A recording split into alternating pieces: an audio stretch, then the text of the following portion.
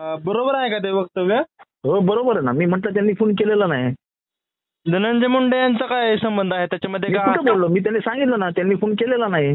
त्यांनी फोन केलेला आणि त्या आमच्या वाल्मिक कराडाचा तरी काय संबंध आहे त्याच्यात?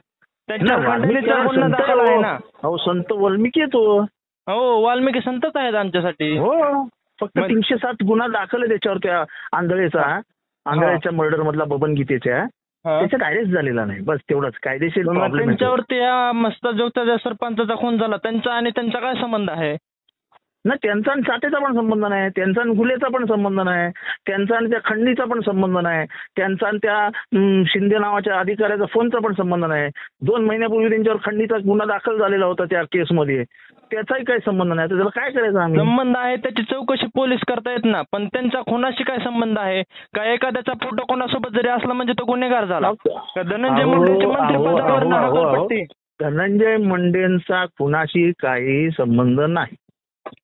धनंजय मुंडेंची हकालपट्टी करा, कारण त्यांचे फोटो यांच्यासोबत आहेत. मग असं कुठं असतं का? मग धनंजय मुंडे ते स्वतः म्हणाले माझं आणि ह्यांचे जिव्हाळ्याचे संबंध आहेत. हा, मग जिव्हाळ्याच्या वाल्मिकांनाचा संबंध त्या याच्यामध्ये येतो का कुठे खुनाबद्दल? वाल्मिकांना संत आहे असं आम्ही महाराष्ट्राला समजवतो की वाल्मिकांना सारखा संत माणूस नाही. संत माणूस तर नाहीच, कुठे शोधूनही सापडणार नाही. नाही ते आम्हाला शोधायचं पण नाही, पण वाल्मिकांना मध्ये आम्हाला संत दिसायला लागला आता.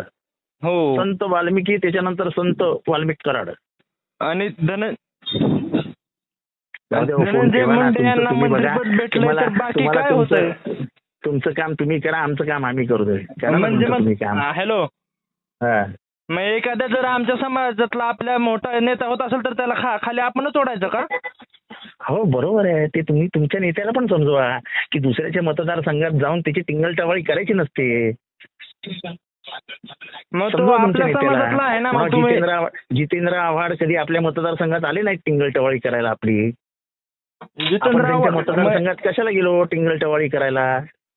तुम्ही तर गेलात ना आता टिंगलटवाळी करायला, त्यांना मंत्रिपदावर हकालपट्टी करा म्हणतात. हा, पण मला पाडायला आलेले ना तुमचे धनंजय मुंडे माझ्या विरोधात प्रचार करायला. मग याचा काय संबंध आहे का? प्रूफ आहे का तुमच्याकडे? तुम्हाला असं वाईट वाटतंय की तुम्ही धनंजय मुंडे बद्दल का बोलता, तर त्यांना विचारा तुम्ही कशाला गेलात जितेंद्र आव्हाडांविरुद्ध बोलायला? ते पण विंजरीत आहेत, ते कधीच येत नाही बीडमध्ये. हा, मग सांगतात तुम्ही वंजारीत, आम्ही वंजारीत, मुंडे साहेब वंजारीत, आपण आपल्या जातीच्या माणसाचा खाली कशाला माझ्याकडे यायचं प्रचार करायला? ते म्हणले का किंवा तुमच्यावर असे आरोप आहेत, तुम्हाला आतमध्ये टाका किंवा मंत्रिपदावर हकालपट्टी करा? नाही, ते म्हणायची गरज नाही ना. याला प्रचंड मतांनी हरवा. मग तुम्ही तसं त्या विधानसभेवर यायचं ना तुम्ही परळीमध्ये आणि सांगायचं यांना हरवा म्हणून. आता काय बिनबुडाचे आरोप सुरू आहेत? कशाला? तुमच्या माणसाने आरोप केले माझ्यावर की माझे पाय धरलेले, माझ्या इकडे येऊन रडत होता. मग त्याची उत्तरं मिळतात अशी संधी मिळाल्यावर. विधानसभेत येऊनच सांगायचं ना, परळीमध्ये सभा लावायची ना. मी विधानसभेत येऊनच बोललो. आणि तुम्ही खून कराल आणि आम्ही शांत बसावं अशी तुमची इच्छा आहे का? तर माझ्याकडनं नाही होत ते. मी खून केला याचा संबंध काय प्रूफ असेल तर दाखवा मीडिया समोर तुम्ही.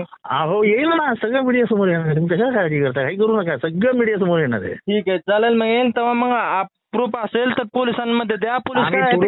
आम्ही प्रूफ शिवाय बोलत नाही हो साहेब. हा, आम्ही प्रूफ शिवाय बोलत नाही. आणि वंजारी बस करा हो. वंजाऱ्यांना काय खून करण्याचे लायसन्स नाही देत कोणी.